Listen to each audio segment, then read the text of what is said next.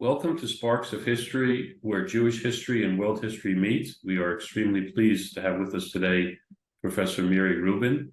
Professor Rubin is Professor of Medieval and Early Modern History at Queen Mary, University of London. Professor Rubin was educated at Hebrew University in Jerusalem and received her doctorate from the University of Cambridge. Professor Rubin studies the social and religious history of Europe between 1100 and 1500, concentrating on the interactions between public rituals, power, and community life. Professor Rubin has authored numerous books, including, but not limited to, Charity and Community in Medieval Cambridge, Corpus Christi, the Eucharist in Late Medieval Culture, Gentile Tales, the Narrative Assault on Late Medieval Jews, a very short introduction to the Middle Ages, and Cities of Strangers, Making Lives in Medieval Europe. And today we will be looking at the history of blood libels, specifically through the lens of Professor Rubin's Thomas of Monmouth, The Life and Passion of William of Norwich, which he translated and edited. And it's a wonderful, wonderful book, and urge all our listeners and viewers, after hearing from Professor Rubin today, to go on to Amazon as I did, click of a button, free delivery, straight to your home. Professor Rubin, thank you so much for joining us today. Thank you. I mean, you may want to buy it from an independent book dealer, of course. Of course, of course. That's also fine. Just to get started, going back to England in the 12th century, the Jewish community in England, 12th century in general, and specifically in Norwich.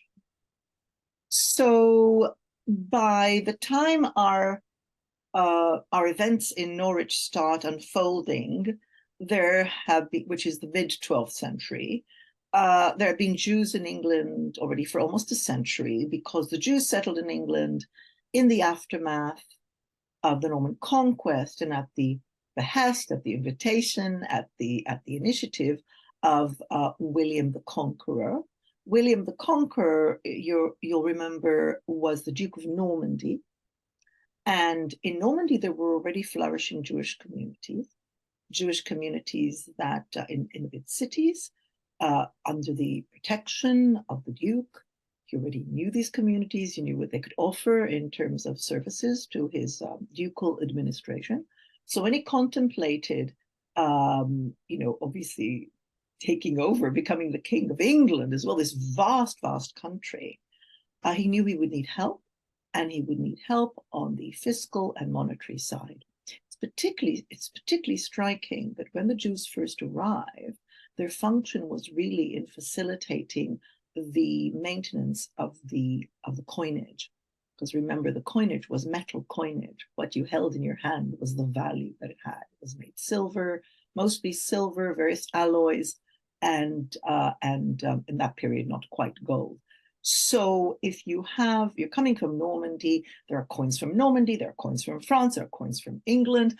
All of this has to be monitored into one unit. And so people who could be trusted, who were servants of the crown, which became a crown after the Norman conquest, were obviously useful. And the Jews were just such a target group. That is not to say that they did not develop in the fullness of time a whole lot of other functions, but that was the vision, this sort of empire that it was building up, made up of different counties, different duchies, different parts, had to be knitted together through administration. And fundamental to administration is having a recognizable, sole, reliable currency. And we think that that is really how the Jews began. And they, of course, continued to be associated with money, because also through money lending, of course, they could also function as sort of bankers in a way, and financiers for projects small and large. So by the time our story begins, there are Jews in tens of English cities, because the vision was that they should settle in centers of administration in county towns. And this in England was organized by there being a sheriff in each such county town, so Huntingdon for Huntingdonshire, et cetera, et cetera. And that sheriff basically represented the crown interest. And inasmuch as the Jews were interesting for the crown, the sheriff in each such locality oversaw the Jewish community in as much as both collecting taxes, negotiating, but also protecting. And as we'll see, this is a very important part of the role of the sheriff in the Norwich affair. So Norwich wasn't one of the first settlements. It was sort of a second wave of settlement. And as the community spread further and further in England after the conquest, so we have evidence of Jews being there from the early 12th century. What kind of numbers are we talking about in terms of Jews in the whole of England and then within Norwich? Well, that's the extraordinary thing, isn't it? Because the Jews loom large in royal administrative documents. They ought to loom large when one is telling the history of England, Britain in this period, because of the way the income from taxing the Jews enabled kings to take initiatives. Otherwise, they would not have been able to, because it's as yet just an emerging money economy. Most of the wealth is embedded in land and in produce. So to have a group of people from whom you could say, I need this sum at short notice, the Jews, and they cannot say no, is a very, very useful aspect of sort of a king's ability to function, to have just that source of income, regular source of income. So although their numbers are very small, they're in the thousands.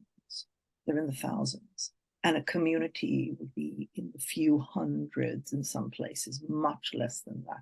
In some cases, probably by the 13th century, when Jews settled further and further, and sometimes beyond those county towns into smaller communities, anywhere they could find a market for their services. Often you just wonder, how do they live a Jewish life? I mean, in terms of requirements of the halakha. And we can just imagine, like in so many other parts of the world, that people make do, they improvise, they collaborate, So thinking about Norwich, I would have thought a few tens of families, small few tens of families, but they had a synagogue, and the synagogue is mentioned in the text that we will be talking about.